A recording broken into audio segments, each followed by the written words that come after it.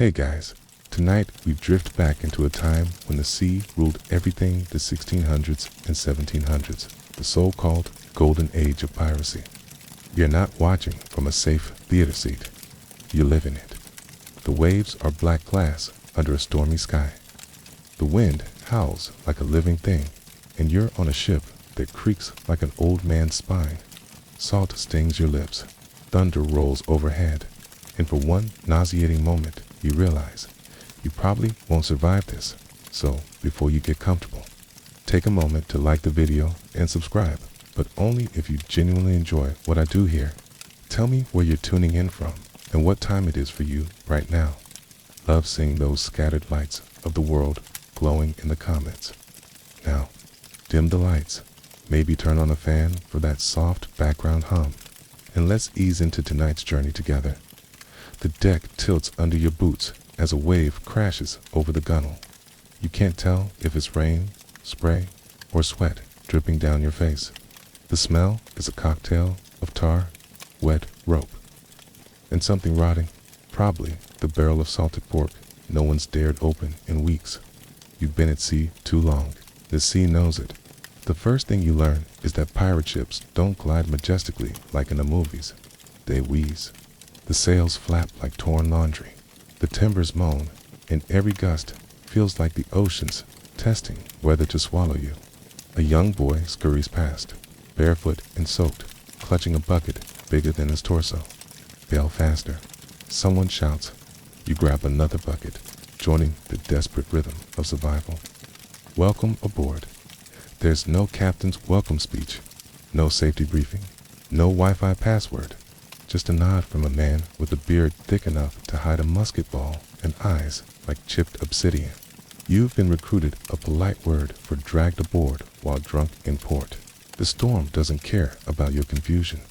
It tears at the sails, shrieks through the rigging. It makes you question your life choices so hard that the question becomes a mantra. Why did I come here? It's not treasure that drove most pirates to sits, hunger, debt, and despair. You remember stories of golden doubloons and endless rum, but those tales were spread by the lucky few who lived long enough to brag. For every Blackbeard lighting fuses in his beard, there were 100 nameless men buried at sea, claimed by waves, disease, or their own crewmates' knives. Historians still argue whether the Golden Age was ever golden at all, or just a particularly shiny era of misery. The rain eases, leaving behind a mist that clings to your skin. Lightning flickers on the horizon, revealing faces hollowed by salt and sleeplessness. The crew mutters in a dozen accents runaways from the Royal Navy, escaped slaves, ex-farmers, dreamers, and criminals alike. One man hums a hymn under his breath. Another spits and whispers that God abandoned ships like this long ago. A gull lands on the railing, staring at you like it knows something you don't. It hops once, twice, and then, without breaking eye contact, poops on your sleeve. Welcome to maritime dignity. You laugh, mostly to keep from crying. There's a myth that pirates loved storms, that they saw chaos as a kind of freedom. The truth is, they feared it, just like everyone else.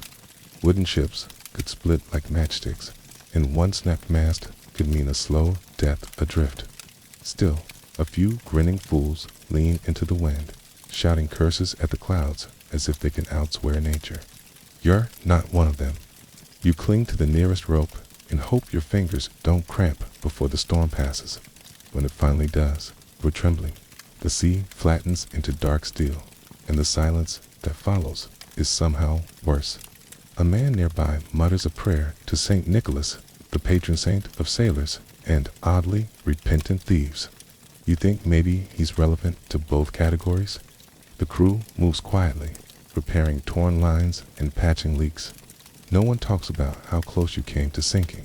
Someone brings out a bottle of rum, not to celebrate survival, just to make the memory blur faster.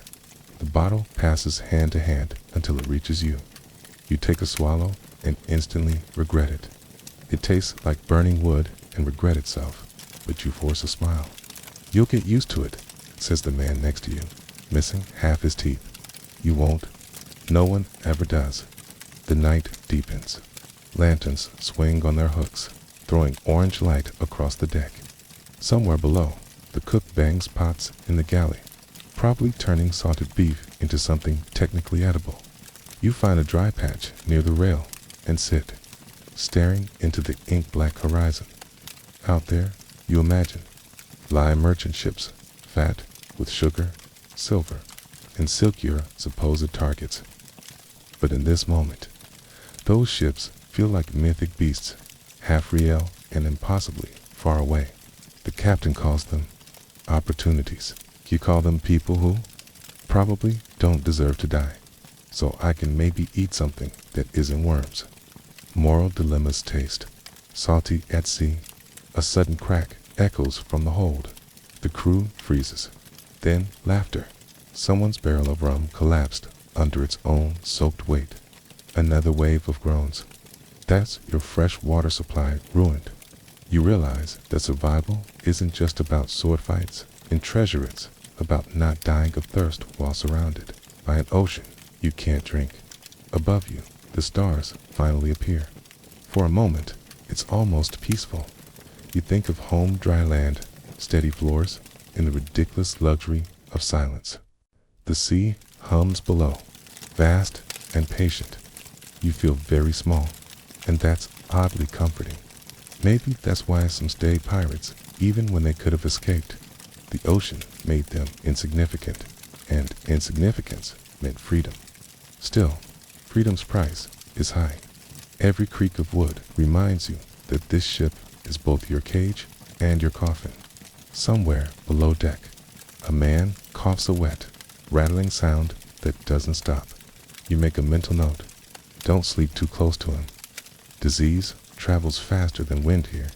You close your eyes and let the motion rock you. You tell yourself that tomorrow will be calmer. Then maybe you'll find the adventure you signed up for. But a whisper in the back of your mind, half fear, half truths, says this: the ocean always collects what it's owed. A gull's cry cuts the air again, distant and lonely. You smile at the absurdity.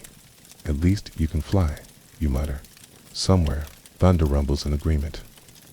The sun claws its way over the horizon, pale and angry, as if it's scolding you for surviving the night.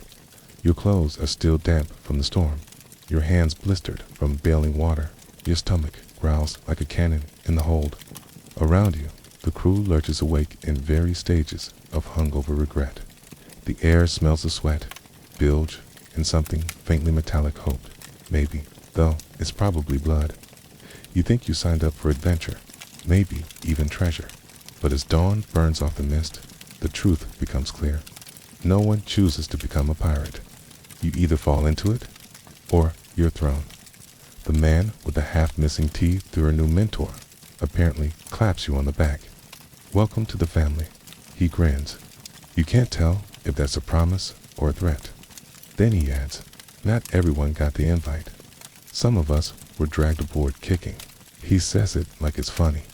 It's not. Pirate recruitment was rarely about charm. Press ganging was the term of polite way of saying kidnapping with a nautical theme. Merchant, sailors, fishermen, even passengers were snatched in port or at sea, given an ultimatum. Join us or go swimming. The ship you're on, the Defiance, is no exception. Half its crew probably started out screaming. The other half are running from something worse. Historians still argue whether the average pirate crew was truly democratic or just a floating dictatorship with better branding. The romantic version says you could vote for your captain, share loot equally, and even retire rich if you lived long enough.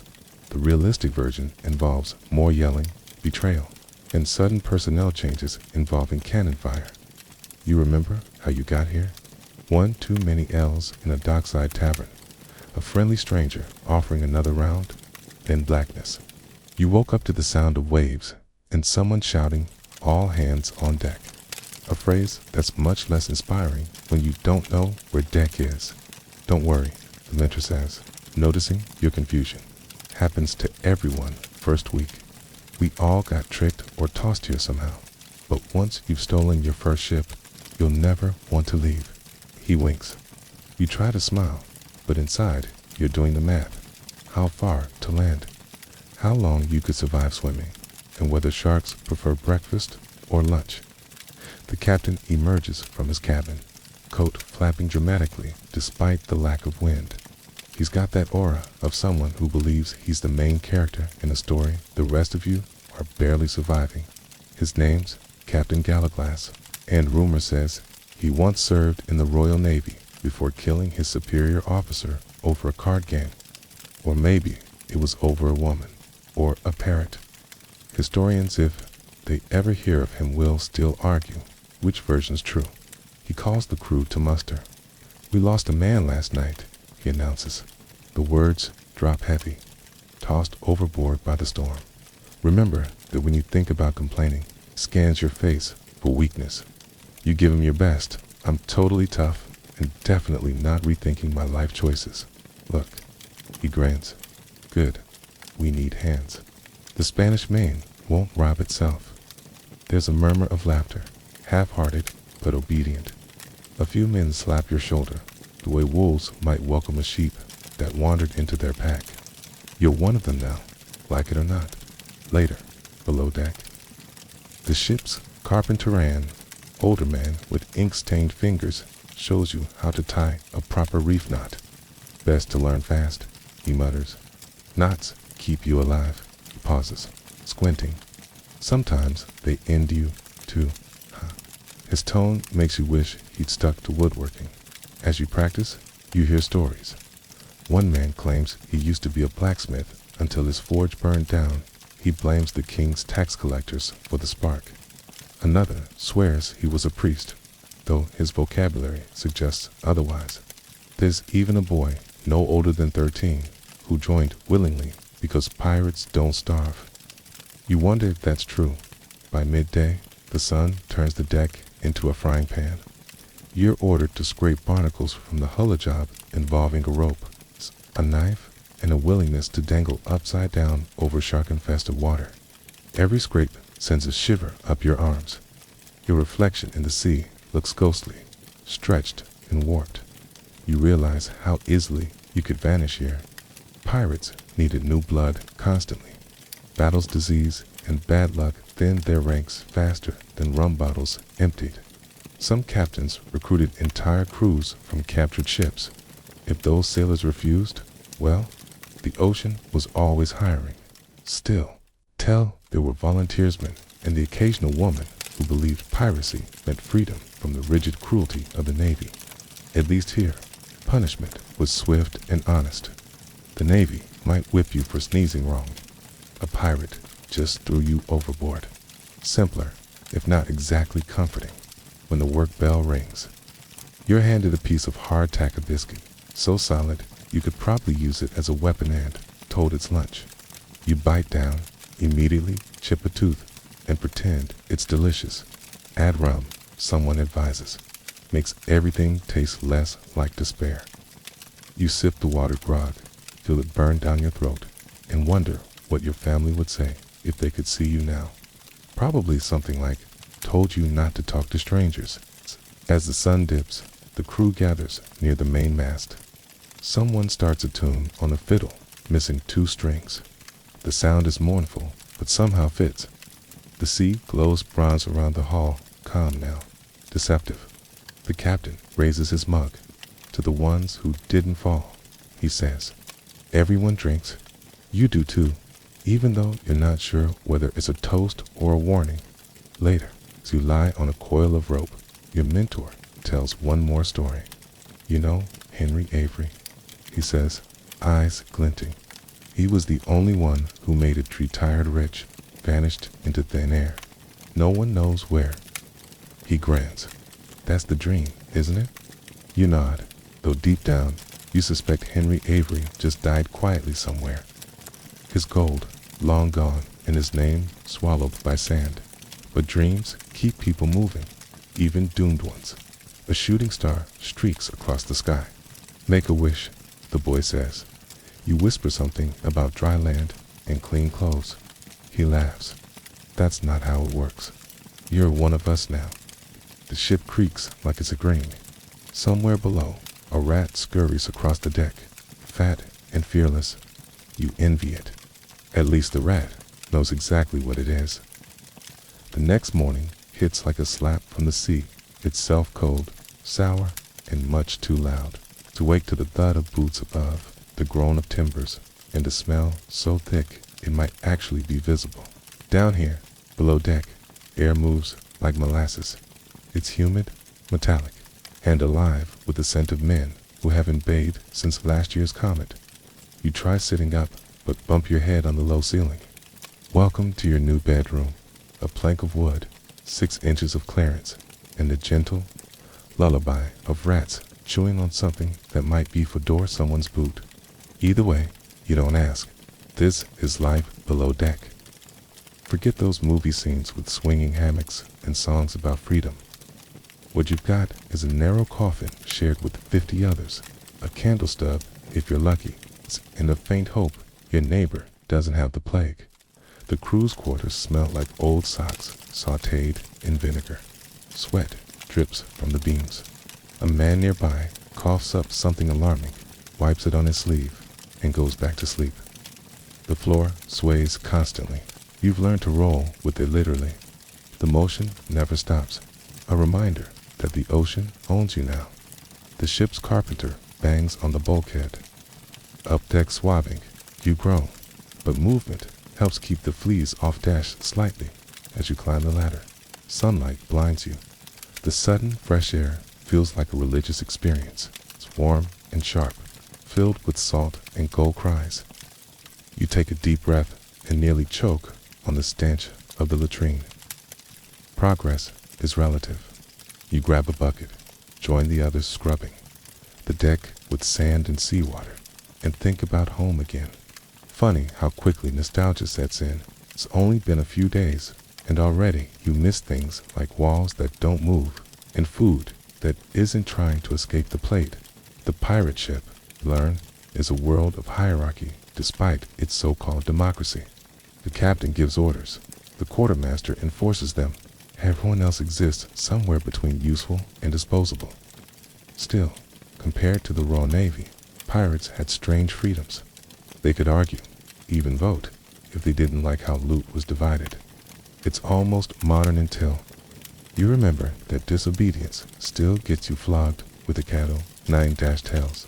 Historians still argue whether pirates coldly believed in equality or just liked the idea when it benefited them. You suspect it's like every workplace. People love democracy until it cuts into their paycheck. As you scrub, your mentor ambles by, whistling off-key. Keep at it, he says. Ships only as good as the decks shine. Besides, captains like to see their reflection when they're yelling at you. You nod, then pause as something small and furry darts between your feet. Rat, you ask. Probably, he shrugs. Could also be the cook's ferret, or dinner. Same thing, really. You look toward the galley. Smoke curls from a vent. The cook, an enormous man with one eye and a perpetual scowl, bangs pots like he's angry at them. You catch a whiff of whatever he's making and decide hunger might not be your worst problem after all. Below deck, things get worse after dark. Lanterns flicker low. Shadows dance across damp wood, and the sounds multiply. Creaking, dripping, muttering, snoring, rats skittering, waves pounding. You try to sleep, but can't. The man beside you mumbles in his dreams, calling for someone named Mary. You wonder if Mary knows she's being haunted in her sleep by a pirate halfway across the ocean. You learn that lice are more loyal than friends. They thrive here, teeny vampires in your clothes and hair. Some pirates shaved their heads to avoid them, but most just scratched until they bled and called it a day. There's a joke among the crew. If the lice ever leave, the ship sinks. You don't laugh. A mainstream fact floats into your mind. The real pirates of the Caribbean didn't have endless treasure or flowing wine. Most ships were small, overcrowded, and perpetually on the edge of starvation. You're living proof of that now. But there's one quirky tidbit that gives you pause. Some pirates actually kept pets, not just parrots, but monkeys, cats, and even snakes. They believed animals brought luck, or at least distracted them from the misery. Cook's ferret, if it's real, might be the ship's lucky charm. You decide not to question it. That night, the captain's booming voice echoes through the hull. Quiet down, or I'll toss the next snorer overboard. The ship falls silent, except for the endless groan of wood. You stare at the ceiling, tracing the dripping seams above you.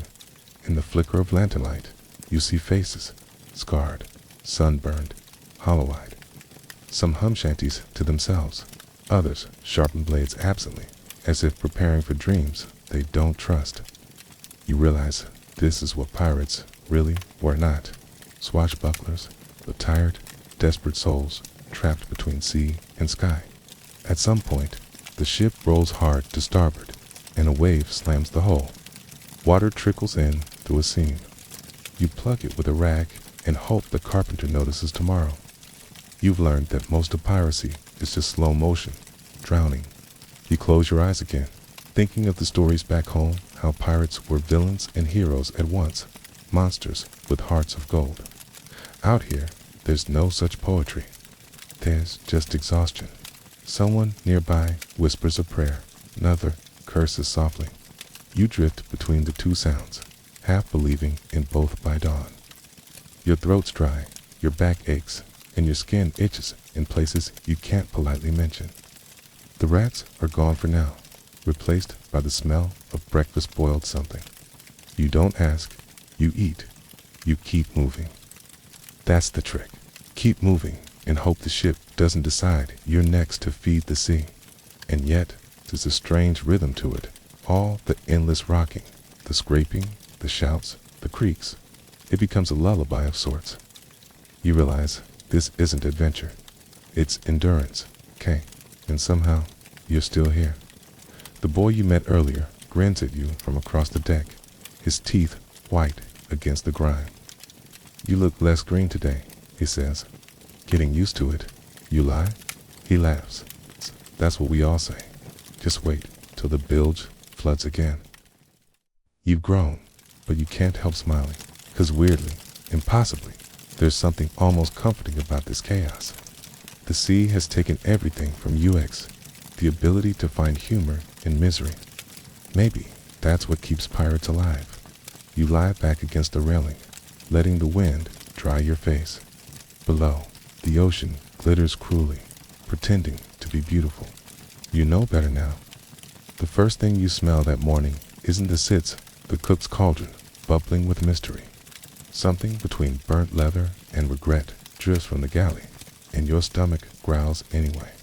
It's breakfast time on the Defiance, which means your choices are salted beef older than you are, wormy hardtack, or a ladle of stew that might once have been fish.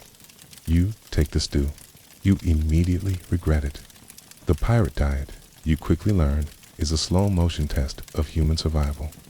There are no supermarkets, no fresh fruit stands drifting conveniently across the waves. Instead, everything comes salted, smoked, or pickled within an inch of its life. Fresh food rots fast. Salt keeps it edible.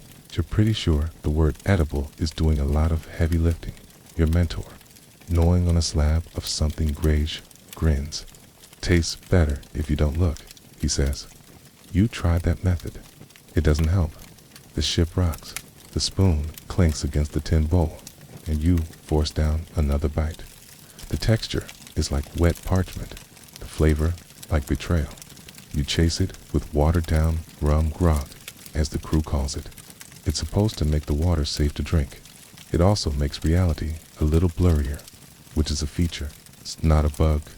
Historians still argue whether grog was a brilliant invention or a slow-motion poison. It certainly kept sailors hydrated, if not exactly sober.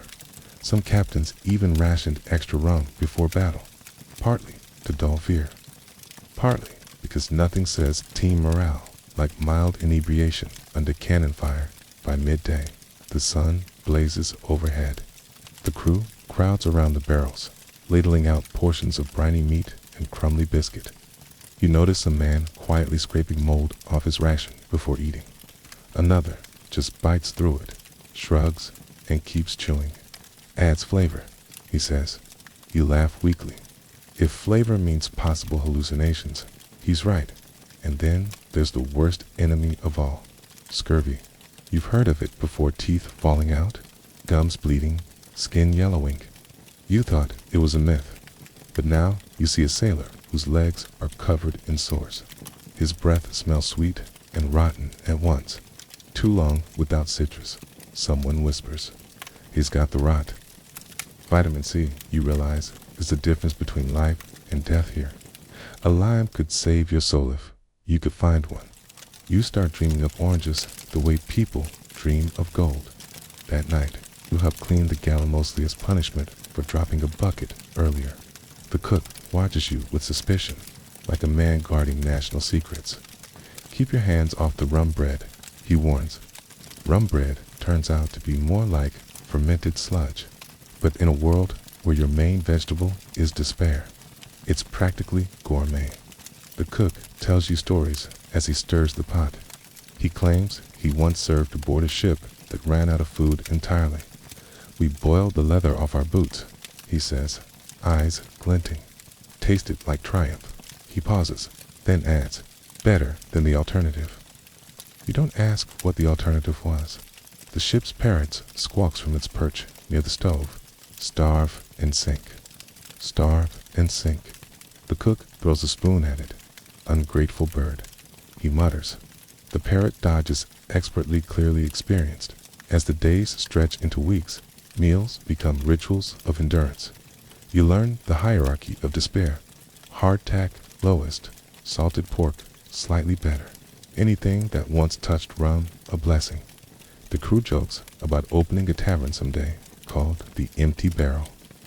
You'd go, mostly to complain about the menu. There's a strange camaraderie around shared suffering.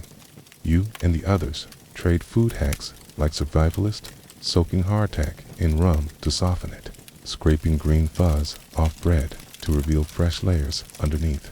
One man insists maggots mean the meat is still good, since the worms wouldn't eat it if it was bad. You try not to think about the logic there. A quirky historical tidbit slips into your mind. Some pirates reportedly mixed gunpowder with rum before drinking it, believing it gave them courage. You're tempted to call that insane, but after one more meal like this, you might give it a shot literally. The captain eats the same as the crew wore, so he claims. You've noticed his portions are suspiciously larger, but nobody complains out loud. Pirate democracy has its limits, and one of them involves staying on the captain's good side during dinner at sunset. The ship glows red under the dying light. You sit near the railing with a chipped mug of grog, watching waves slap against the hull. The ocean smells cleaner than the food, almost forgiving. A breeze cools your face, and for a moment, you forget the hunger. Your mentor joins you. You get used to it, he says again, that same half smile. Eventually, you stop caring what you're eating, just that you're still eating. You nod. It's true. The line between surviving and living blurs out here, like everything else. Then he adds, of course, when the rations run out. That's when things get interesting. You turn to him, waiting for the punchline. There isn't one. He stands, stretches, and walks off, leaving you alone with the sound of waves and creaking wood. Somewhere below, the cook curses as another barrel leaks brine. You sip your grog and stare at the stars. They look close enough to touch distant fires that never have to eat salted beef or fear the rot. You envy them, but despite everything, the hunger, the thirst, the nausea, you feel a strange pride swelling in your chest. You've made it through another day. You're still here. Maybe tomorrow will bring a captured ship with real food. Maybe a lemon or two if you're lucky. Or maybe it'll bring another storm. Either way, you'll chew, swallow, and keep going. That's pirate life from salt and regret, spiced with the faint taste of hope. As you drift to sleep, you hear the parrot again. mumbling through the dark. Starve and sink. Starve and sink. You grin despite yourself. Not tonight, Featherbrain. The ship rocks you gently, a cradle made of misery and motion. Somewhere deep inside, your stomach growls again, but at least it's still growling. That means you're alive. If you thought the food was bad, wait until you get a look at your reflection. The sea may have taken your dignity first, but now it's gunning for your style. You wake to find your shirt crusted with salt, your breeches stiff as wood, and your boots sore, what's left of them squelching with yesterday's seawater. Pirate fashion, it turns out, isn't a statement. It's a cry for help. You crawl out from your plank bunk, scratching at mosquito bites, and glance around. The crew looks like a charity shop caught in a hurricane patchwork coats. Mismatched trousers, scarves used as bandages, and hats that look more like survivors than accessories. A man nearby proudly sports a red sash, which you realize is actually a piece of sailcloth. Looking sharp, your mentor says, smirking. He's got one boot, one sandal, and half a shirt. His beard has achieved sentience. You're not sure whether to salute or offer condolences. Hollywood never mentioned this part. The fashion choices aren't swashbuckling, they're scavenged. Pirates dressed in whatever they stole or found floating in barrels. Silk waistcoat. Could have come from a captured merchant. Torn naval jacket. Souvenir from a dead officer. Laundry day doesn't exist here. Laundry century, maybe. You head to the upper deck for your morning duties, feeling your shirt crackle like parchment. The salt stiffens everything, even your joints. A gust of wind catches your hair ritz, greasy enough to count as waterproofing. Someone once told you, seawater keeps lice away. Whoever said that was a liar. The sun beats down as you help hoist the mainsail. The rope burns your palms, tearing through skin already raw from days of work. You wipe sweat from your face with your sleeve and immediately regret if the fabric smells like an armpit's ghost. Historians still argue whether pirates cared about appearances at all. Some say they deliberately dressed flamboyantly to intimidate, show defiance, or simply because bright colors hid stains better. Others claim the pirate look was pure accident, result of poverty, plunder, and total disregard for matching fabrics. You look down at yourself and suspect it's the latter. A quirky tidbit floats to mind. Some pirates actually wore earrings made of gold or silver, not for vanity, or practicality.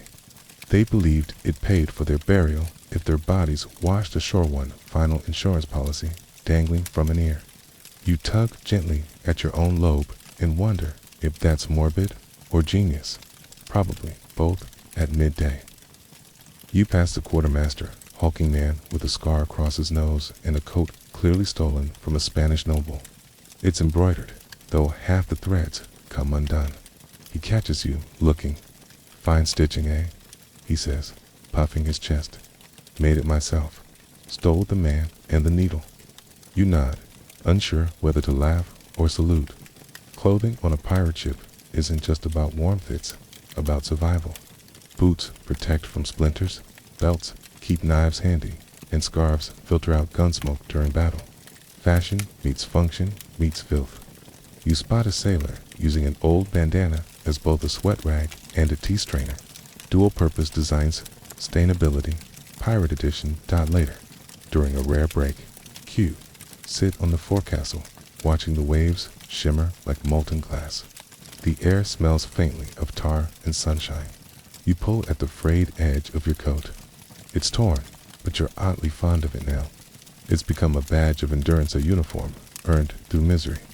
Your mentor joins you, chomping on a pipe that's unlit but clearly well chewed. You'll learn to love the rags, he says. Ain't about looking good, it's about looking like you survived. P tells you how some pirates decorated themselves with trophies rings, scarves, feathers, even bones. Makes people think you're mad, he says with a grin. Mad folk don't get challenged as often. You make a mental note. Maybe start wearing something weirdly intimidating. A crab shell necklace, perhaps. Below deck, the smell of damp wool and tarred canvas hits you again. The constant wetness turns clothing into a breeding ground for mildew. You try hanging your shirt near the galley fire to dry it, but the cook chases you off with a ladle. You want roasted linen stew, he growls. You don't. That night, the air grows cool. You wrap yourself in your coat, which offers about as much warmth as a wet napkin. Around you, the crew shares stories and grog. One man claims to have seen Blackbeard himself, dressed in black velvet and burning slow fuses in his beard to look like a demon. It worked, he says. No one ever forgot that face. Historians still argue whether Blackbeard's flaming beard was a myth or a masterstroke of psychological warfare. Either way, you can't help admiring the commitment. You look around at your own ragged crew and imagine trying to get them to coordinate something like that. Not a chance. The quartermaster stumbles by, dropping a boot that isn't his. Finders keepers, he declares. The owner, already barefoot, sighs. You realize that even shoes are communal property here. You tighten your laces just in case. By moonlight, you catch your reflection in a puddle on the deck. Salt crust sparkles on your skin like glitter, your hair's gone feral, and your clothes hang in layers of faded color. You look ridiculous. You also look alive. Somehow, it feels like victory. You think of the polished officers you used to see strutting through port white uniforms, clean boots, the smell of lemon oil. Out here, your scent is tar, rum, and survival. Not fashionable, maybe, but honest. A shooting star streaks across the sky. The boy from earlier barefoot, wearing trousers that could fit two of him points and grins. Wish for silk. He teases. You shake your head. Wish for soap. He laughs so hard, he nearly falls over. Don't waste your wish on something impossible. You smile, tug your ragged coat tighter, and breathe in the sea air. It smells like rust and salt and unwashed humanity. Somehow, it's comforting now proof that you're part of this floating chaos down below. The ship creaks like an old lung. The sails flap lazily overhead, patched in a dozen mismatched fabrics French linen beside stolen Spanish silk, sewn with whatever thread survived the last raid. It's ugly. It's glorious. It's home, for now. You settle down beside the rail, coat wrapped around you, and whisper to the sea. Fine. You win. I'll never mock a fashion disaster again. The sea doesn't answer, but a wave slaps the hull in approval. You smile, eyes heavy, and drift into uneasy sleep, dreaming of clean laundry and lemon soap, the only real treasure pirates never found. When the lookout's cry splits the air, sail off the starboard bow.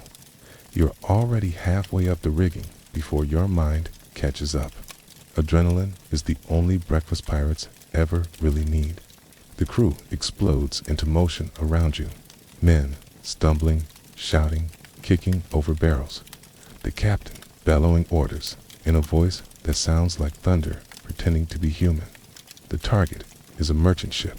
It's fat with canvas and sluggish in the wind.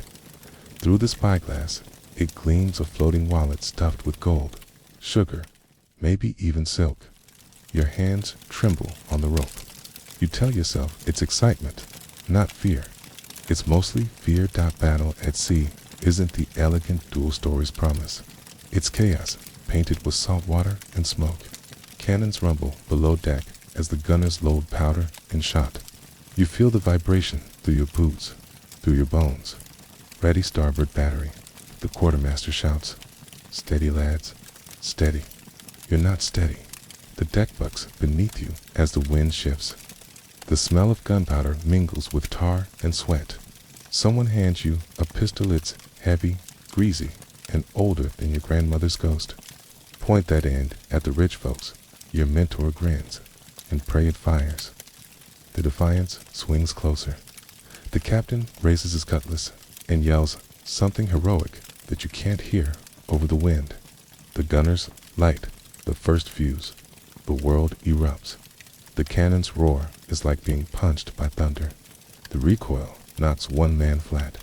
Another cheers, deaf to everything. Smoke billows across the deck, thick and acrid. You can't see, can barely breathe. The ship jolts as return fire splinters the rail beside you. A chunk of wood flies past your head, slicing your cheek. Warm blood trickles down your neck. You taste salt and copper. You don't have time to flinch. The next order comes. Grappling hooks. Board her. The two ships grind together with a shriek of timber. You grab a rope, swing across, and for a terrifying second, cue flying wind in your hair, heart in your throat, ocean yawning below. You hit the other deck hard, knees buckling. Around you, chaos, shouting, metal, and fear. The first man you see isn't an enemy, he's a boy. Younger than you, clutching a musket he doesn't know how to use. His hands shake. So do yours. For one long second, neither of you moves. Then someone barrels past, knocks him flat. And the moment's gone. Pirate battles are less about skill and more about noise and nerve. You slash, duck, shove, and shout without thinking. A musket misfires near your ear, leaving it ringing. The air is full of splinters and smoke. The deck slick with seawater or maybe blood. You try not to look too closely. Historians still argue whether pirate combat was truly brutal or exaggerated by frightened survivors. Standing here, heart pounding, you decide it doesn't matter. Fear feels the same whether the stories are true or not. A cannonball smashes into the merchant ship's side, showering you with debris. You duck behind a barrel, panting. Across the chaos, you spot the captain, coat billowing, sword flashing.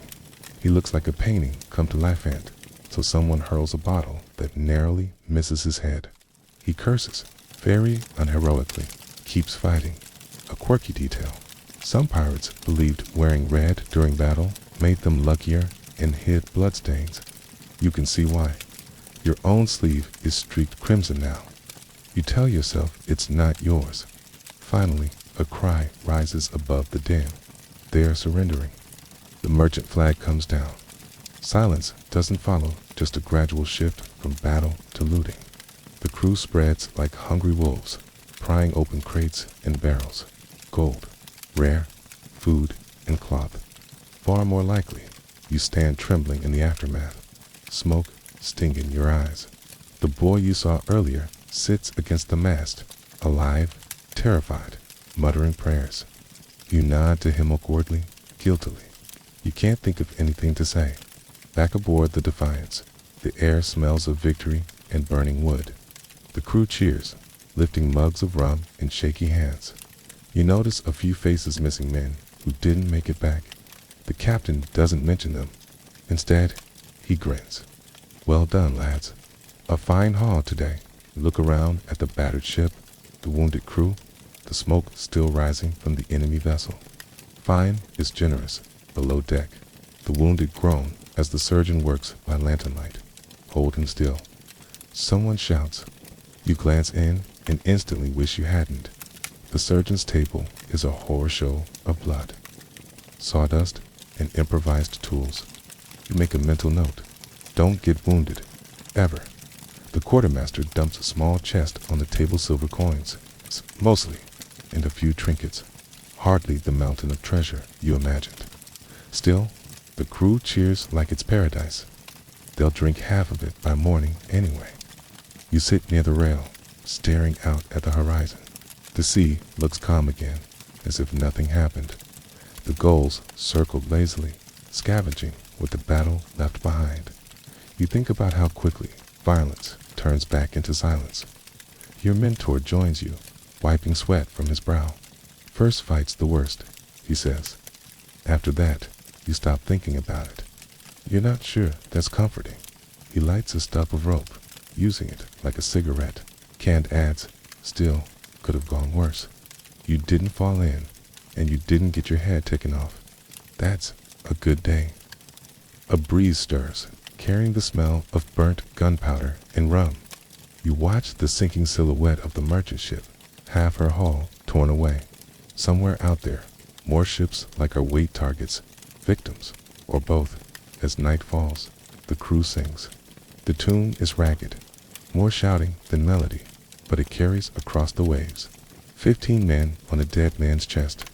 They chant, laughing, clinking mugs. You mouth the words without joining in, because deep down you know the truth. There's nothing glorious about this. There's no treasure chest big enough to buy back what battle takes. The sea always collects, one way or another. You lean against the rail, head heavy, eyes half closed. The stars above are indifferent, the waves below endlessly patient. For now, you're alive. That's all that counts. A gull lands beside you, picking at a splinter of wood. It squawks once, almost mockingly. Yeah, you whisper. I didn't think I'd survive either. The gull takes off, wings flashing silver in the moonlight, leaving you with the quiet hum of the sea and the faint echo of cannons still ringing in your bones. Morning comes slow and heavy after battle. The sea is glassy, the air thick with the smell of yesterday's smoke and sweat. You wake stiff, sore, and starving.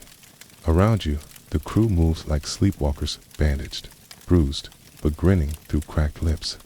Nothing bonds people like shared near-death experiences. The captain strides the deck, coat once black, now gray with soot. We did well, he announces, but we'll need to mend her before she mends us. The Defiance creaks in agreement. Wounded timbers sighing beneath your boots. Repairs on a pirate ship aren't optional, they're survival. The ocean forgives nothing, and you can't plunder anyone if your vessel's falling apart. So, instead of rest, you get hammers, pitch, and splinters. You're handed a mallet by a man missing 2 fingers. Don't drop it, he grunts. The sea takes payment in tows. You glance over the side. The waves slap lazily against the hull, glittering like a trap, pretending to be pretty. Yeah, you'll keep your toes. Work begins at dawn. Tar bubbles in pots near the bow, thick and black as sign. The smell alone could knock out a mule. Breath of life, the quartermaster calls it. You're not sure for whom. You smear it into the cracks along the deck until your hands look like you've been wrestling. Shadows. Historians still argue whether pirate ships were truly barely held together. Death traps, or surprisingly well-maintained craft, judging by the state of your planks half-patched. Half-prayers, you suspect the truth lies somewhere in between. A quirky tidbit surfaces from the chatter. Some pirates named their cannons like pets. Yours, Old Jenny, carved into the metal with what looks suspiciously like a fork. Supposedly, the ship's luck depended on keeping the weapons happy. One man even whispers good night to his gun every evening. You try not to judge by midday. You're sweating rivers. The sun beats down, melting pitch into a tar-scented haze. Someone starts singing a nonsense tune about rum and mermaids. The rhythm helps. It's the same way whistling helps you forget blisters. You move below deck to help plug a leak where a cannonball punched through. The carpenter, a wiry man named Briggs, hands you a wedge of wood. Stuff it in, he says, hard as you can. You stare at the gap. Seawater trickles through, cold and relentless. That's it. You ask. He shrugs. Worked last time. You hammer the wedge in, feeling like a child fixing a dam with a cork. The water slows to a drip. See, Briggs says proudly. Almost seaworthy. You try not to think about the almost. Later, you help scrape barnacles off the hull. You're lowered in a sling, dangling just above the waves. Every time the ship sways, your stomach flips. If you fall, your mentor shouts from above. Swim fast. Sharks like slow meals. You laugh if it didn't feel so possible. Back on deck, repairs continue into evening. Ropes are spliced, sails stitched, masts tarred. It's a strange kind of teamwork, the loudest chaos you've ever heard, but somehow efficient. Pirates don't believe in hierarchy unless someone's yelling orders. The captain inspects progress, pipe in hand. Good, he mutters, running a thumb along a repaired seam. Wouldn't want her springing a leak mid-plunder. You glance up at the patched sail's brown stains, mismatched colors, ragged edges. They look like a patchwork sky. She hold, you say, trying to sound confident. He grins. She always does, until she doesn't. It's comforting. At sunset, the crew gathers for rationed rum. The air smells of tar, salt, and faint triumph. You sit carefully, your lips still taste like gunpowder from the battle. Someone starts retelling the day's fight, embellishing wildly. I saw him take on 3 men with a spoon. One says, the supposed hero nods solemnly. 4. Actually, you laugh despite yourself. In this floating world of danger, humor's the only real armor left. That night, the captain allows lanterns to stay lit, to keep the spirits away, he says, half serious. The flickering light turns the deck golden, and for a moment, it almost feels safe. You lean on the rail, watching reflections ripple across the Black Sea.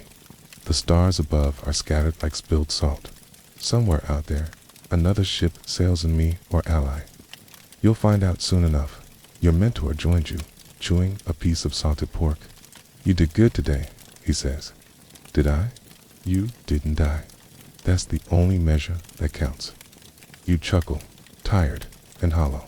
Seems like a low bar. He grins. It's the sea's bar. She doesn't let many pass. Silent stretches, filled only by creaking wood and lapping water. You realize how alive the ship feels. Every board sighing, every rope humming. She's a creature, wounded but breathing. You run your hand along the rail, whispering, "Hang in there, girl." A gust answers, ruffling your hair. Maybe she heard. Somewhere below, the carpenter's still hammering. Someone sings off-key. Someone else snores like thunder. It's a strange symphony of survival. Historians still argue whether pirates truly loved their ships or merely used them as tools. Standing here with tar on your hands and blisters on your palms, you know the answer. Love, in the pirate sense, is anything that doesn't sink while you're standing on it. Before turning in, you glance at the patched hull glimmering under starlight. She's ugly, scarred, stubborn, beautiful in a way only things that refuse to die can be as you lie in your hammock. The gentle sway feels almost like rocking in a cradle. You're half asleep when you hear someone whisper a prayer not to God, but to the sea herself. Keep her floating, they murmur. Keep us one more night. You smile in the dark. It's not superstition, it's gratitude. And as the ship creaks and the ocean murmurs back, you finally drift off, hands still smelling of tar, dreaming not of gold, but of dry land that doesn't move beneath your feet. You wake to the sound of a shout, sharp and angry, the kind of sound that tells you something's gone very wrong. By the time you stumble onto deck, the air already hums with tension. 2 men are squaring off near the mainmast, knives drawn, a small circle of pirates egging them on like drunken referees. Easy now, the quartermaster barks, but nobody listens. Discipline on a pirate ship is more suggestion than law. You inch closer, heart thudding.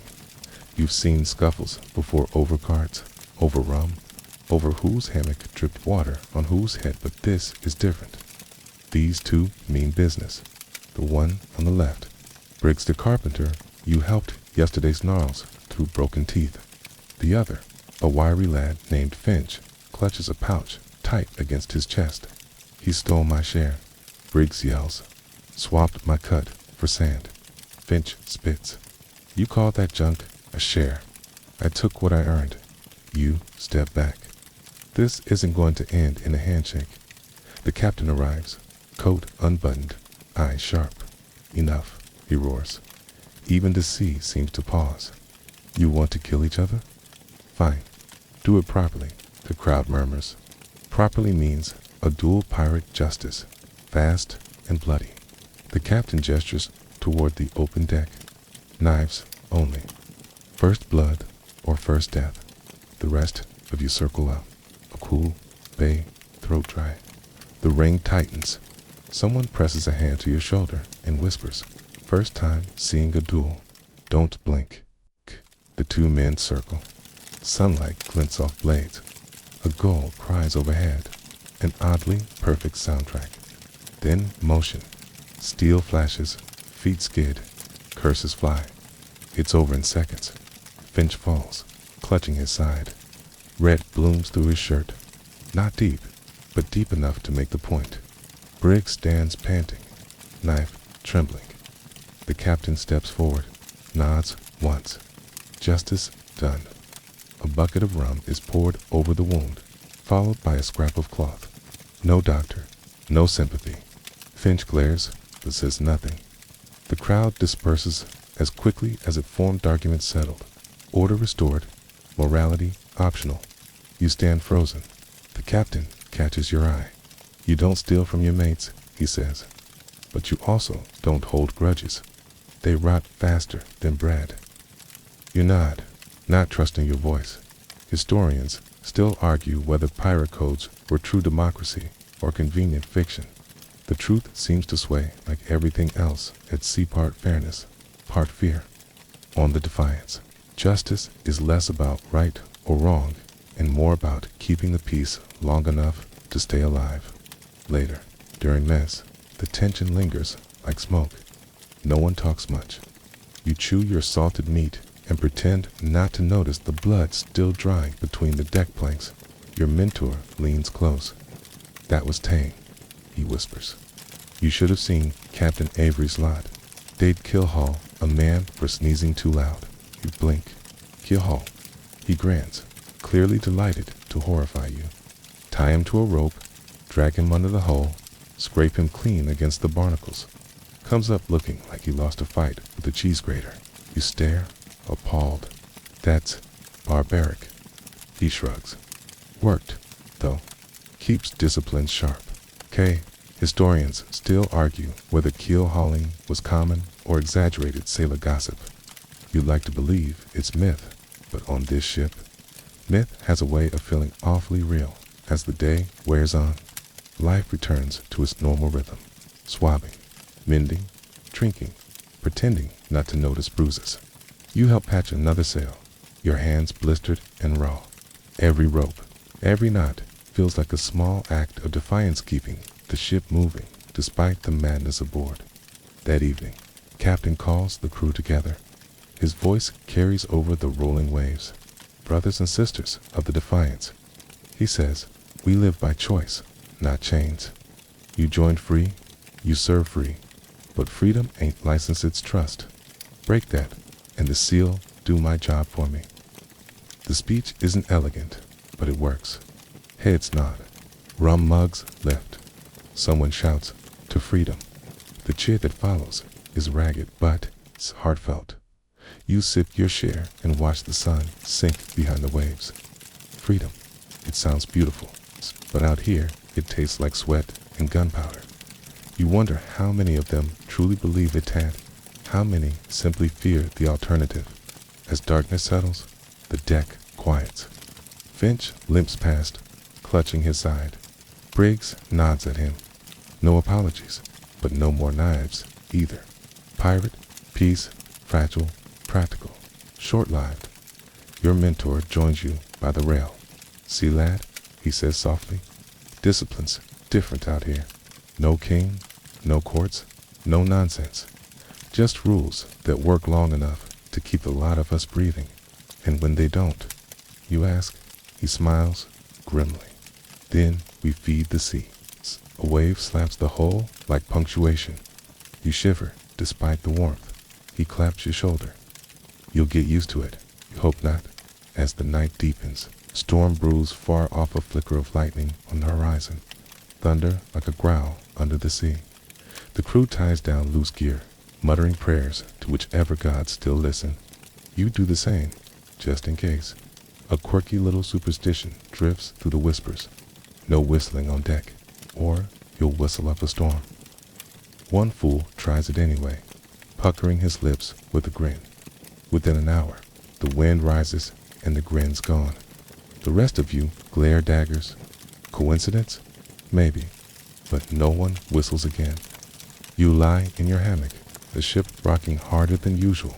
the timbers groaning in complaint. Above, lightning flashes through cracks in the hatch. You hear the quartermaster pacing, muttering curses at the sky. Freedom, justice, superstition, they're all the same out here. Rules made from fear, shaped by the sea. You close your eyes, listening to the storm build, and think, not for the first time, that maybe the sea itself is the only true captain aboard, and she's never been known for mercy. By dawn, the storm's fury has passed, but its temper lingers. The sea rolls in slow, heavy breaths, and the sky glows gray like tarnished silver. You crawl from your hammock, feeling as if you've aged a decade overnight. The air smells of wet rope and regret. Up you get. The quartermaster growls, plunder's waiting. Your brain can't quite process that word before your body's dragged into motion. Plunder again. Didn't you just survive a battle, a duel, and a near shipwreck? Apparently, pirates don't do recovery days. The Defiance has spotted a small coastal village. Smoke curls lazily from its chimneys, unaware that trouble's drifting in with the tide.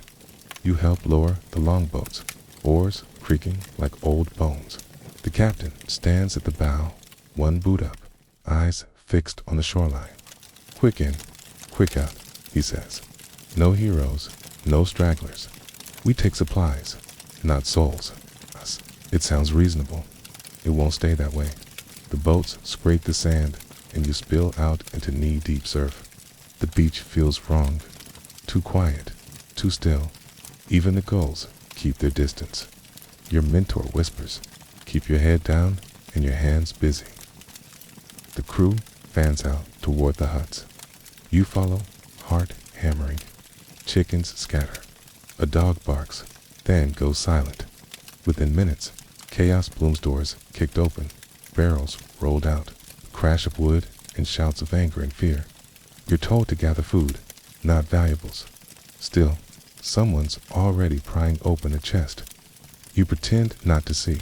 Historians still argue whether pirate raids were bloodthirsty massacres or calculated supply runs. Watching this, you realize the truth, as usual, sways between extremes. Hunger blurs morality faster than rum. You find yourself in a smoky hut filled with drying fish and stale bread. You grab what you can, bundles, sacks, anything that won't spoil by nightfall. Your hands tremble less now.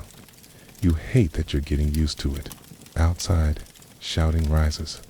You step into the sunlight to see two villagers arguing with the captain. One man's holding a pitchfork, shaking it like defiance itself.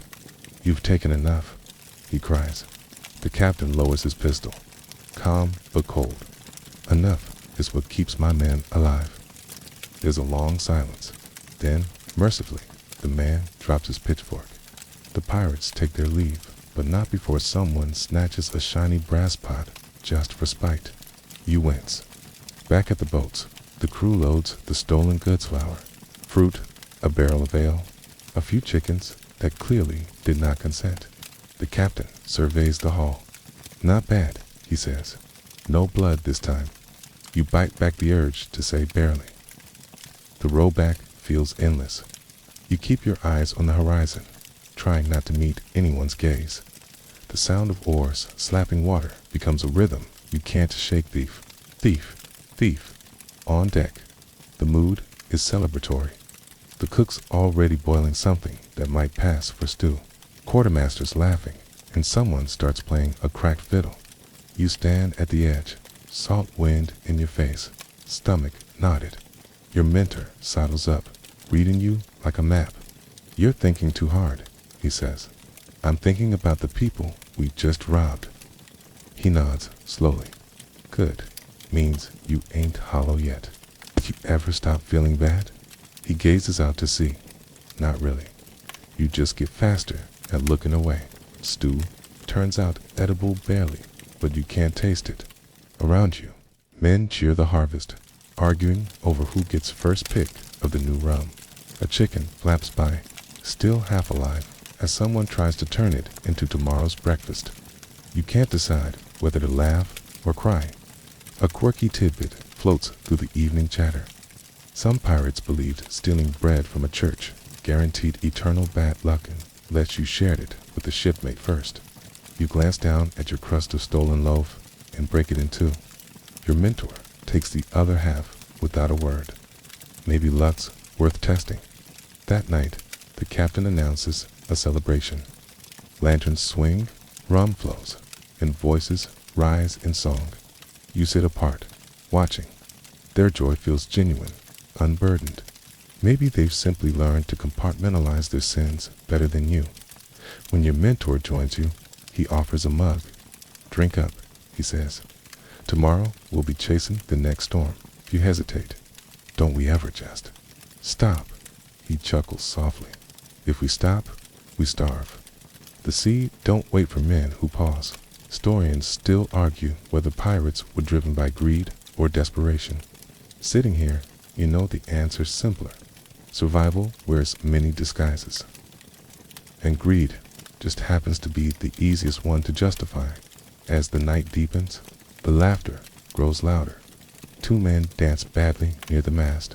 One trips and nearly falls overboard. Someone cheers. Someone else snores in his rum puddle. It's absurd, tragic, and weirdly human. You look toward the horizon, where the village lights still flicker faintly. You imagine families locking doors, counting losses, whispering prayers against the next raid. You whisper one tooth, though you're not sure for whom the sea rolls on, indifferent. You feel it beneath your boots, a slow, steady pulse, like a reminder that everything you do out here is temporary. You close your eyes, let the salt air sting your face, and think, this is no life at all, but it's the only one we've got. The captain laughs somewhere behind you.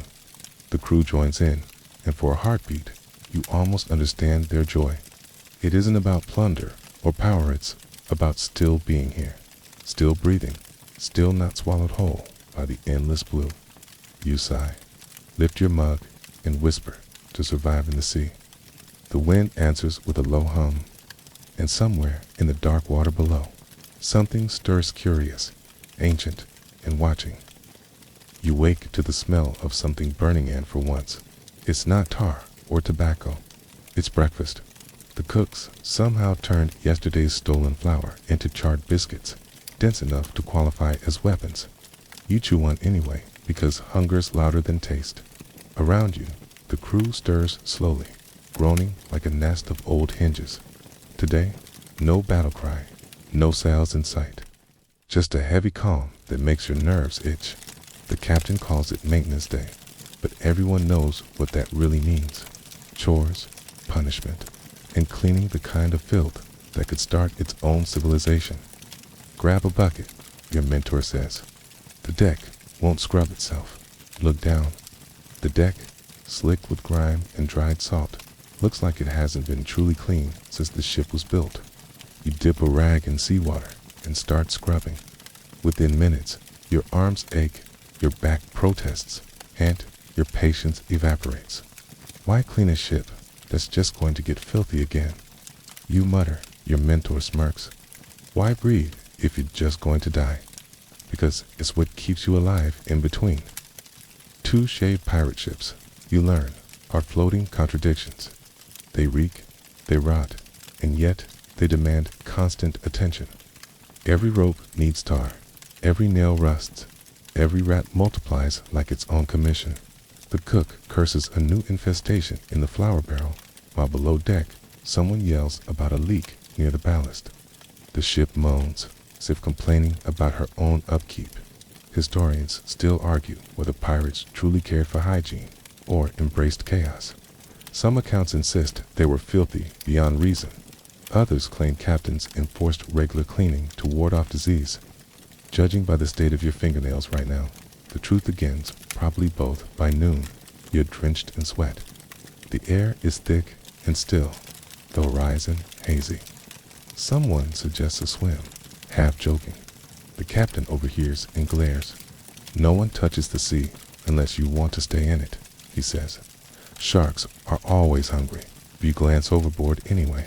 The water gleams turquoise and inviting. It looks harmless. It isn't.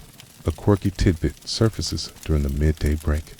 Pirates sometimes used a mix of vinegar and sand to bathe.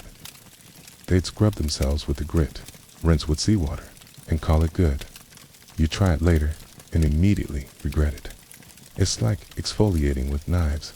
By mid-afternoon, you're assigned to the bilge, the lowest, foulest part of the ship, where water, waste, and despair all gather for a social hour. The stench hits like a physical blow. Hold your breath, your mentor advises, handing you a bucket. And don't think too hard about what's floating in there. You don't. You can't. The bilge water sloshes dark and oily, thick with things better left unexamined. You bail it out by hand, every splash a fresh insult to your soul. Above you, the sound of laughter drifts down. Someone's playing dice, someone else tuning a fiddle. You imagine storming up there and trading places, but you're too tired to even fantasize rebellion after what feels like hours. You crawl back into daylight, smelling like the underside of a fish market. The cook hands you a tin cup of watered rum. You look half dead, he says cheerfully. Want the other half? You take it. It tastes like fire and regret, but it's wet. And that's enough. The sun starts sinking, staining the sky in blood and honey. The crew gathers near the bow for a rare, quiet evening. Someone strums a lute with only 4 strings. Another taps rhythm on an overturned barrel. The melody is slow, haunting a song about lost ports and distant shores. You close your eyes and let it wash over you. For once, nobody's shouting. Even the sea seems to listen. Your mentor leans beside you, lighting a pipe. You're adjusting, he says. Am I? You haven't vomited in a week, and you don't flinch at cannon fire anymore. That's progress. You grin. Is this what surviving feels like? He exhales smoke toward the horizon. Pretty much. Not dying's the only measure we've got. Gall lands near your foot, pecking at crumbs.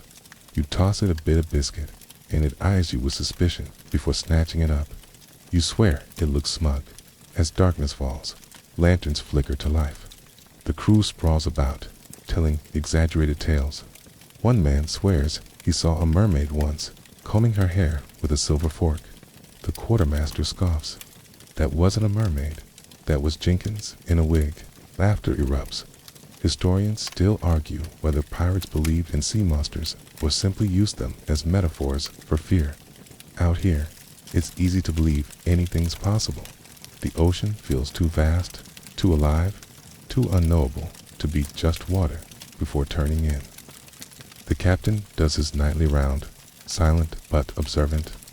He pauses near you, nods once. Keep the bilge clear tomorrow too, he says. Storm season's cumin. Don't want her bottom flooding. You nod, suppressing a groan. Storm season. The words taste like dread. When he's gone, your mentor murmurs, you'll see. Storms are worse than battles. The sea doesn't aim, but she never misses. You lie awake long after the lamps are out, listening to the Defiance creak and sigh in her sleep. The air below deck is thick, the smell of tar and men overwhelming. Someone snores. Someone prays softly. You think about the bilge, the scrubbing, the endless fight against decay.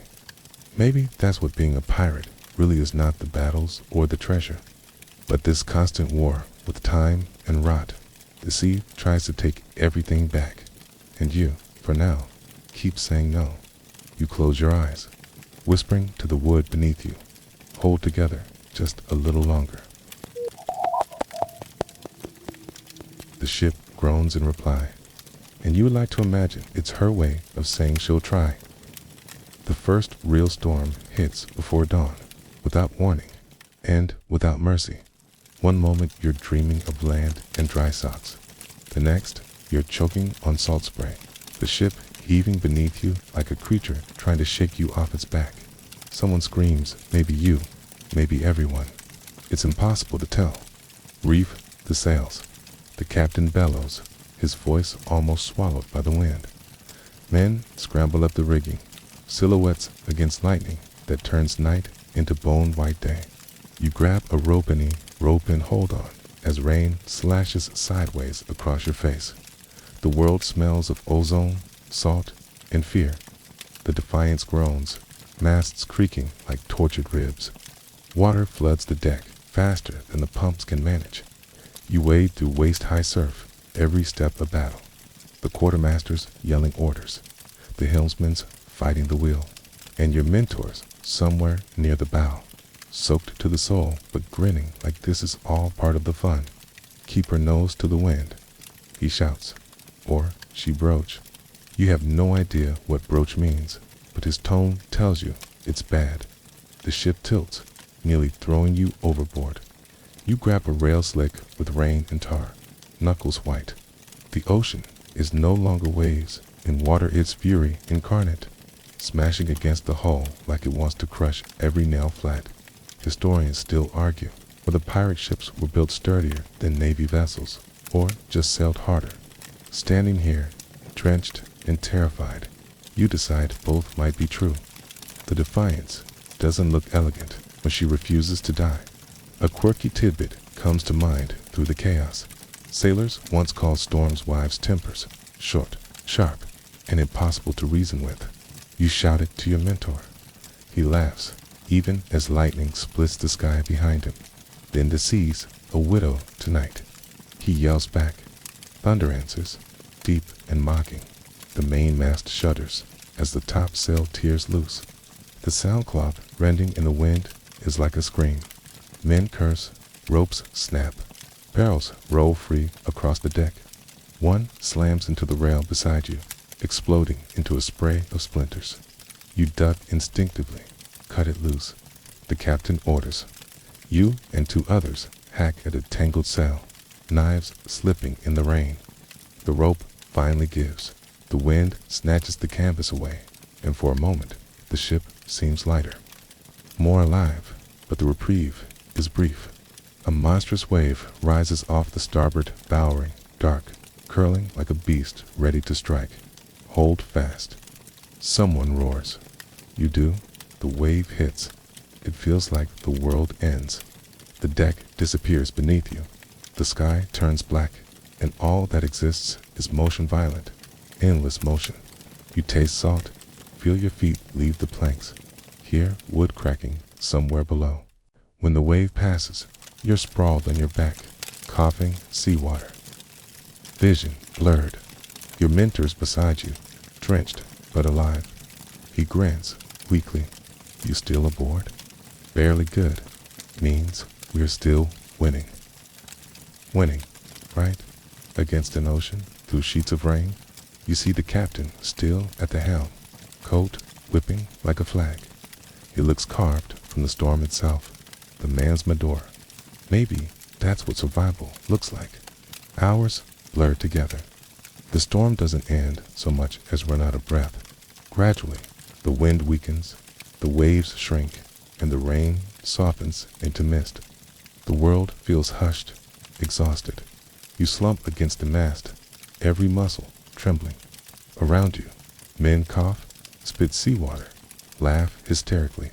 Someone starts singing off-key, cracked-voiced, but beautiful in its defiance.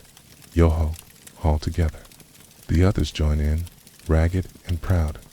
Historians still argue whether pirates sang to boost morale or drown out terror. After living through this, you know it's both. When the clouds finally part, sunlight spills across a deck that looks half destroyed. The mainmast cracked, two sails gone, and the deck littered with debris. One man's missing, swept overboard. The captain removes his hat, murmurs something you can't hear, unless it rests at that death at sea earns no graves. No markers, just memory and water. You help with the aftermath, bailing, patching, salvaging, anything still afloat. The sea is calm now, insultingly calm, as if pretending innocence. Storms are like that, your mentor says. They rage, they take, and then they go quiet like nothing happened. You look at him. Do we ever get used to it? He shakes his head. You just learn to move before the next one. By evening, the ship's back in some semblance of order. The cook, miraculously, manages hot grog for everyone. The warmth hits your stomach like forgiveness. Someone jokes about bottling the storm and selling it in port. Call it pirate's perfume, he says, guaranteed to make your enemies smell fear. You actually laugh, this time short and real.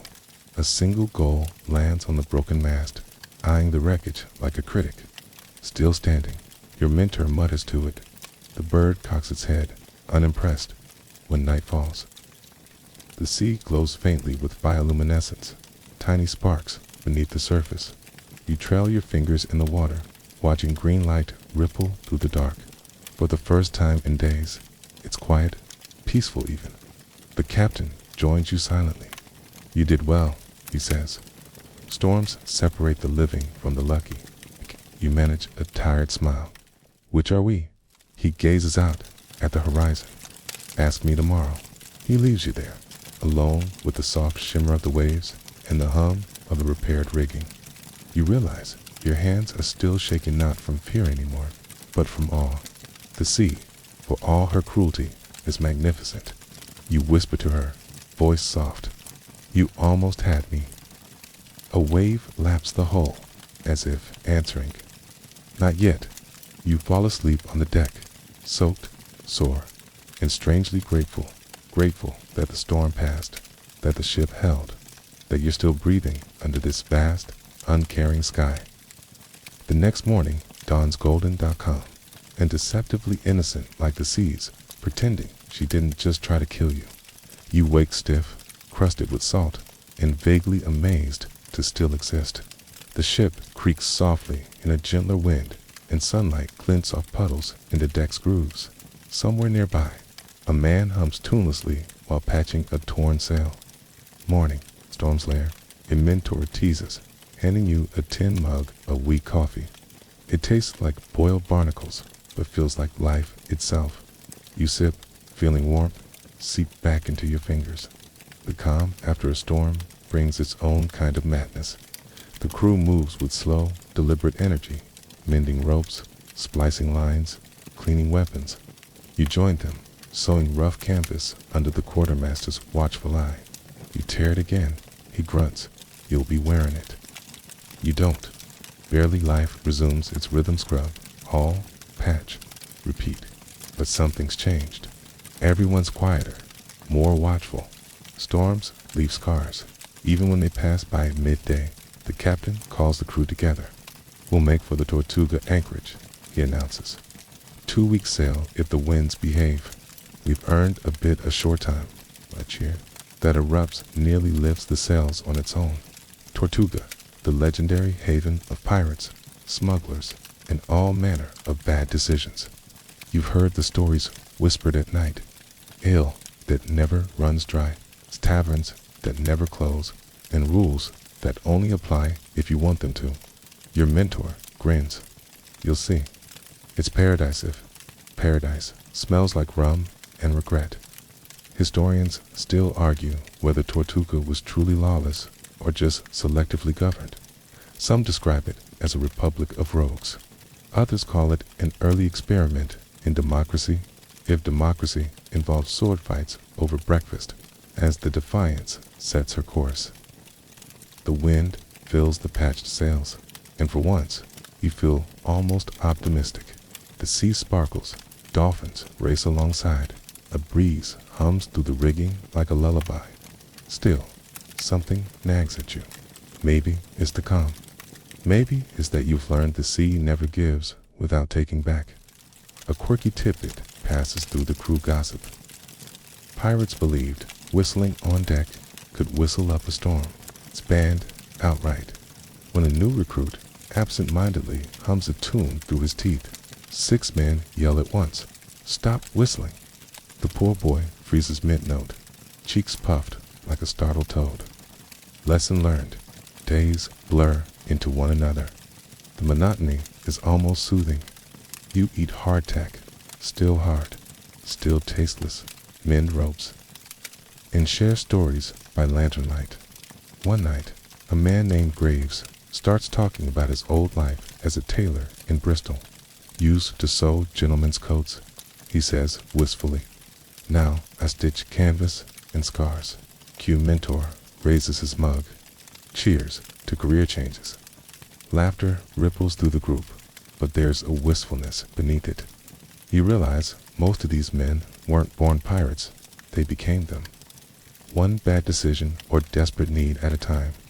Historians still argue whether pirate crews were democratic utopias or brutal dictatorships. Out here, you see shades of both. The crew votes on where to sail next, but disobedience earns you a beating or worse. Freedom comes with fine print. A few days later, the lookout spots sails on the horizon. The tension is instant. Every muscle on board tightens. Every voice drops. Merchant or navy. Someone whispers. The captain raises his glass, squints. Merchant, he says finally. Spanish flag. A murmur runs through the men. Spanish ships mean silver, maybe even gold. But the captain shakes his head. She's too far. We're in no shape for another fight.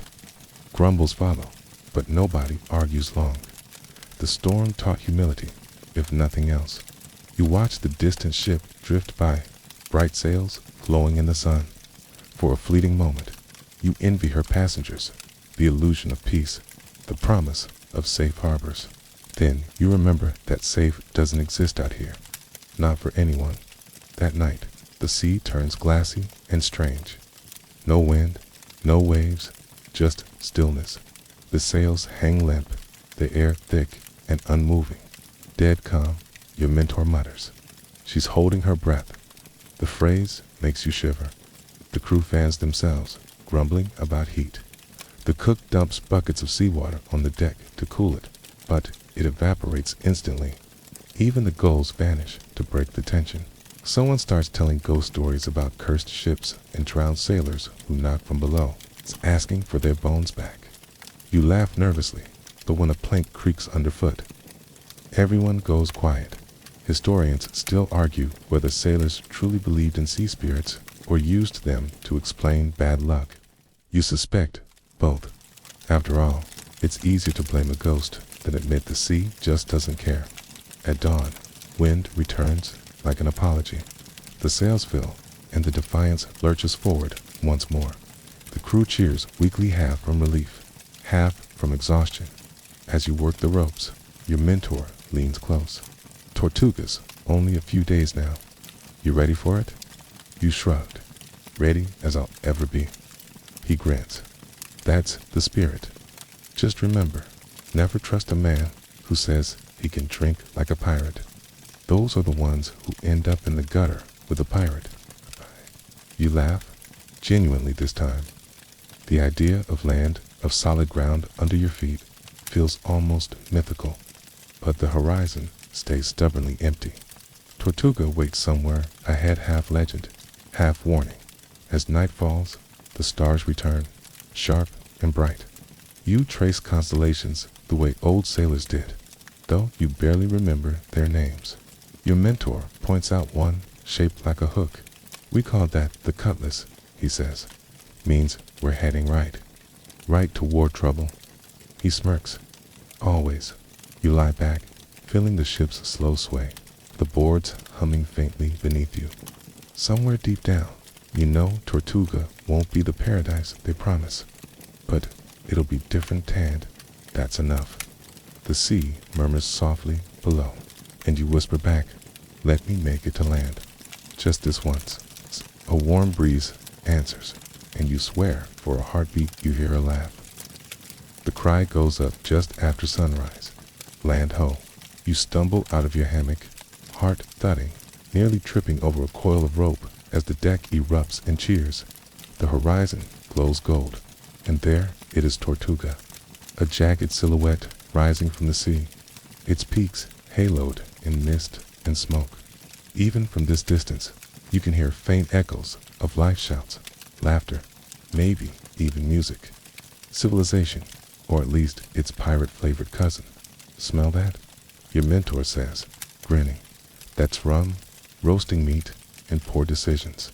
He's not wrong.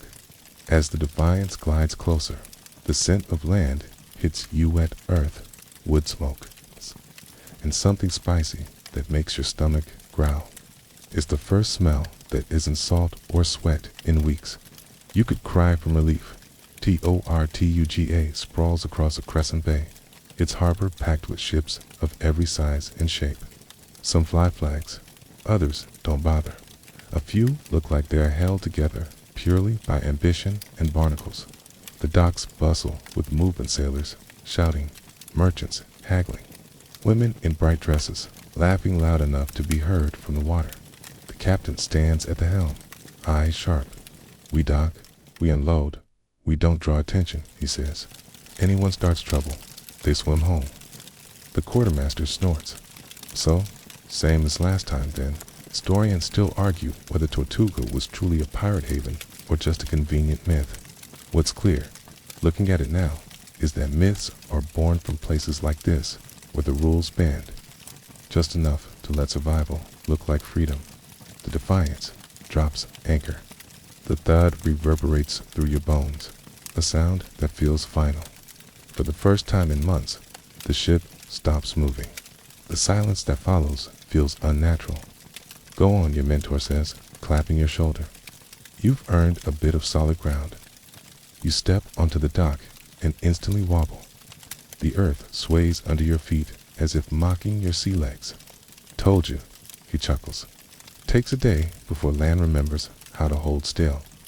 The town assaults your senses, music spilling from taverns.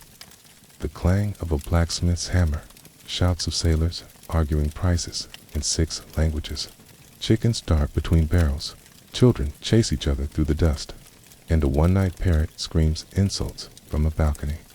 Welcome to paradise, your mentor mutters. You pass a tavern called the Drunken Mermaid, its sign swinging wildly even though there's no wind. Inside, laughter roars like surf. You can smell rum, smoke, and sweat all tangled together. Let's start there, he says. We'll find news, food, and maybe a decent lie to tell about where we've been. Inside, the air's thick with noise. Men drink straight from bottles, dice clatter across tables, and someone strums a mandolin that's missing 2 strings, but not enthusiasm. You find a corner table and collapse into a chair. The wooden floor feels like heaven. A woman with a tray of mugs approaches. What'll it be? She asks. Something that isn't seawater, you say. She grins. Rum it is. The first sip burns like liquid fire and freedom combined. You cough, laugh, and immediately take another. Your mentor raises his mug. To survival, he says. To storm survivors, bilge, bailers, and accidental heroes, you reply. He laughs so hard he nearly spills his drink. Historians still argue whether pirates truly spent their fortunes on drink and women, or if that's just a romantic exaggeration. Judging by the chaos around you, it's not an exaggeration, it's an understatement. You watch as 2 sailors start arm wrestling on a barrel, while a third tries to bet with seashells. In one corner, a man recites a bawdy song so loudly that even the parrot upstairs pauses to listen. Outside, the streets pulse with life. You wander through them after the second drink, feeling pleasantly dizzy. Stalls, sell-fried fish, tobacco, trinkets carved from bone. A fortune teller with silver teeth grabs your hand. You've danced with death, she says, tracing your palm. And she's not done with you yet. You pull your hand back. I was hoping she'd lose interest. She never does, the woman whispers, eyes glinting. A chill runs through you despite the heat. You shake it off and keep walking. Later, as the sun sets, you climb a rocky path overlooking the harbor. From up here, Tortuga glows with firelight lanterns, torches, the flicker of candles behind warped windows. Ships bob gently in the bay, their reflections trembling. The air hums with the low, endless music of a city that refuses to sleep. Your mentor joins you, 2 bottles in hand. Beautiful, isn't it? It's chaos. Same thing, he says, sitting beside you. People come here thinking they've escaped the law. Really, they've just traded one kind of order for another. Out there, the sea owns you. Here, the bottle does. You look out over the glowing harbor, and you Which one owns you? He smiles, tired and fond. I like to think I rent myself out cheaply.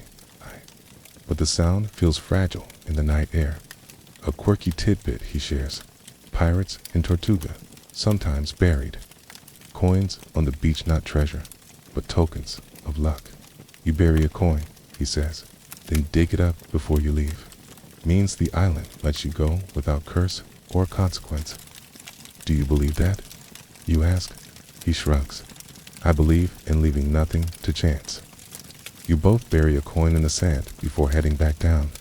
The gesture feels silly, but oddly comforting. Back at the docks, a fight's broken out between two rival crews. Blades flash in torchlight. Shouts echo across the water. The captain of the Defiance stands nearby, arms crossed, unimpressed. Every time, he mutters, give them rum, and they think they're immortal. You and your mentor slip past the chaos, back to the ship. The Defiance looks peaceful against the noisy, shore-wounded, patched, but still proud as you climb aboard. You look back once more at Tortuga's wild glow. You can't tell if it's freedom or madness lighting the night. Enjoy your land. Leave. Your mentor asks. You smile faintly. I think the land's more dangerous than the sea. He nods. Smart lad. You'll live longer if you remember that. The ship rocks gently, the sea whispering against her hull. Tomorrow, you'll set sail again. But for now, you close your eyes and let Tortuga's music fade into dreams. You wake to shouting, not the usual sailor banter, but the sharp, panicked kind that makes your blood run cold before your brain's even awake. The sky is still gray, the air thick with humidity, and your tongue feels like sandpaper. You stumble up to the deck, heart hammering. The Defiance is surrounded. 4 ships sit in the bay's mouth like wolves around a carcass, their flags snapping in the morning breeze. British Navy colors. You don't need your mentor to whisper it, but he does anyway. Voice grim. They've come hunting. The words drop like stones into your gut, around you. The crew scrambles, cutting lines, hauling sails, loading cannon. The captain stands at the helm, jaw tight, coat flapping. We move now, or we rot in chains. Debarks. Raise anchor. Full sail. Get us to open water. You rush to your station, hands shaking. The ropes bite your palms as the Defiance lurches forward, sails straining. But the Navy ships are already on the move, cutting off escape. Their guns glint in the dawn. Historians still argue whether the Royal Navy truly waged a lot war on pirates or simply made examples of a few. Looking at the tightening blockade, it's hard to believe this is anything but vengeance. Can we outrun them? You shout over the wind. Your mentor grimaces. If luck's drunk enough, maybe. You almost laugh, but the first cannon blast silences everything. It's a sound that goes straight through you like thunder with teeth. The shot misses, geysering water, just yards from the hole. The next one, DOESN, single quotes, near the stern, showering you with splinters. The Defiance shudders, her timbers crying out. Smoke fills the air, thick and choking. Return fire. The captain roars. The deck erupts in motion. You help ram powder and shot into the cannon. Muscles screaming. Fire. Someone yells, and the gun jumps beneath you, belching flame and smoke. Through the haze, you see the nearest Navy ship's rail splinter barely a scratch. Another broadside answers. The world becomes sound and fury, iron shrieking. Men shouting, waves slapping red against the hull. You duck instinctively, heart pounding so hard it hurts. A quirky tidbit crosses your frantic mind. Some pirates used old iron nails, broken glass, even cutlery as cannon shot when supplies ran low. The Defiance does the same now, turning kitchenware into chaos. Somewhere a sailor screams, "That was my spoon," before another blast drowns him out. The fight rages on, brutal and uneven. The Navy ships move with precision. The Defiance moves on desperation and stubbornness. Smoke rolls across the deck, stinging your eyes. You can barely see your mentor through the haze. Below decks, he shouts, "We've got a leak." You follow him down the ladder into hell. Water gushes through shattered planks, pooling fast. You grab buckets, patchcloth, anything. "Pump faster," he yells, "or we'll be fish before noon." Above, the cannons boom again. The ship trembles with every hit. Historians still argue whether pirate captains fought to the death for pride or simply because surrender wasn't an option. Watching the captain refuse to yield. You understand? Both can be true. A sudden crash part of the main mast collapses, smashing the deck like a giant's hammer. The ship lists sharply to port.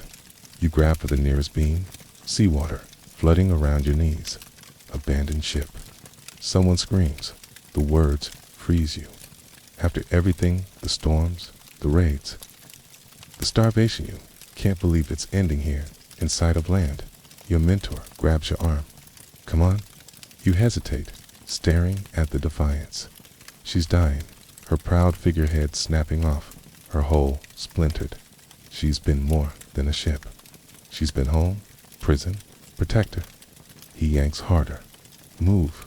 Together, you clamber up through the chaos. Men leap overboard, some with barrels, some with nothing. The water boils with debris and gunfire. The Defiance tilts farther, her flag tearing free. "Go." Your mentor shouts, pushing you toward the rail. You jump. The sea hits like a slap and an embrace, at once cold, violent, real. You surface, coughing, gasping, surrounded by wreckage.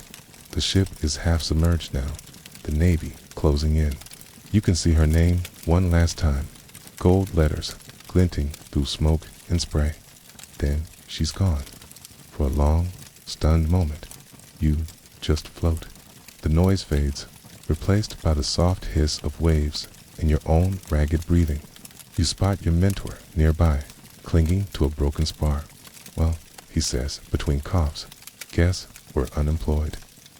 You laugh, hysterical and exhausted. "Think they'll give us references?" He grins weakly. "Only if we don't drown first." The Navy doesn't bother chasing the survivors. They turn back toward Tortuga, towing what's left of your ship as a trophy. You and a handful of others drift away on the tide, clinging to debris. The sun climbs higher, merciless and bright. Hours pass, or maybe years. Finally, you spot a strip of beach ahead, white and silent. You paddle toward it, every stroke agony. When you collapse onto the sand, it feels unreal. The ground doesn't sway. The air smells of wet salt and crushed shells. You've made it to land again, but this time it feels like exile. Your mentor sprawls beside you, breathing hard. "Still alive," he mutters. "See, must like you. Not sure I like her back," you whisper. He chuckles faintly. "She doesn't need you to." You both lie there, staring at the horizon where the Defiance vanished. The sea looks calm now, almost gentle. Liar. Historians still argue whether any pirate truly escaped their fate, or if the sea always claimed them in the end. You stare at that endless blue and think maybe it's both. Nobody escapes the sea. They just postpone the payment. As the sun sets, painting the water in gold and fire, you realize the Defiance isn't gone out really. She's part of you now. Every scar, every bruise, every laugh shared under her tattered sails. You sit up, waves lapping at your feet. "What now?" Your mentor shrugs. "Same thing we've always done. Survive until the next story." You watch the last light fade, the stars slowly emerging. The ocean murmurs softly, as if promising nothing and everything. You close your eyes, whispering to the wind, "You didn't win today." But somewhere, deep beneath the surface, you swear you hear her chuckle. You wake with sand in your mouth, sun on your face, and the sound of waves crawling lazily up the beach. For a long time, you just lie there, half afraid to move. The sea is calm again, indifferent, glittering like nothing ever happened. She's good at pretending. Your mentor stirs beside you, groaning. If this is heaven, he mutters, it's got lousy bedding. You manage a weak laugh. You alive? Unfortunately, my back disagrees. You sit up slowly, every muscle protesting. The beach stretches wide and empty, palm trees rustling in the distance. No sign of the Defiance. No ships, no smoke. Just silence and sea. Well, your mentor says, squinting at the horizon, either we're lucky or we're cursed. Can it be both? He grins. It usually is. The two of you scavenge what little the tide offers driftwood, a torn sail, a half-empty barrel of water. It's enough to set up a small camp beneath the leaning palm. You tear the sail into shade and watch gulls circle lazily overhead, smug little specters of freedom. Hunger hits by midday. You find coconuts after a few comedic failures involving rocks and swearing. The juice tastes like liquid gold. You savor it, eyes closed, pretending it's something served in Tortuga with music and laughter. Your mentor sits beside you, tracing shapes in the sand. You realize, he says, you're officially one of us now. One of who? Shipwrecked fools with more stories than sense. You chuckle. Feels like a promotion. Historians still argue whether pirates met their ends in glory, gallows, or obscurity. You glance around your makeshift island, kingdom one palm, one barrel, one companion, and decide obscurity has its charms. The day drifts by in lazy waves. You talk about everything and nothing storms. Food, the absurdity of life at sea. He tells you how he once tried to retire. Open a tavern maybe, but the land never felt right. Funny, you say. I can't imagine ever wanting to leave land again. He smiles knowingly. Give it time. The sea gets in your blood. She's patient. A quirky tidbit he shares. Old sailors used to say you could hear the voices of the drowned in conch shells. You pick one up, press it to your ear. All you hear is a soft humming till the wind shifts, and for a second, you swear you catch the faint rhythm of waves against wood. You lower the shell slowly. Maybe they're still out there. He nods. Maybe they never left. As the sun dips low, the world turns to gold and crimson. The ocean glows, warm and endless. You sit beside your mentor, both quiet, both thinking of the ship you lost, the people who didn't make it, the strange beauty of still being alive. Do you miss her? You ask finally. The Defiance. He smiles faintly. Every cursed plank. She was a terrible ship, but she was ours. You nod. She was home. He tosses a pebble into the surf. A home that tried to kill us most days, like all the best ones. You watch the ripple fade. Silence settles between you, not heavy, not awkward. Just full dot when night comes. The stars return, brighter than ever. The Milky Way spills across the sky like powdered silver. You lie back in the sand, feeling very small and very grateful.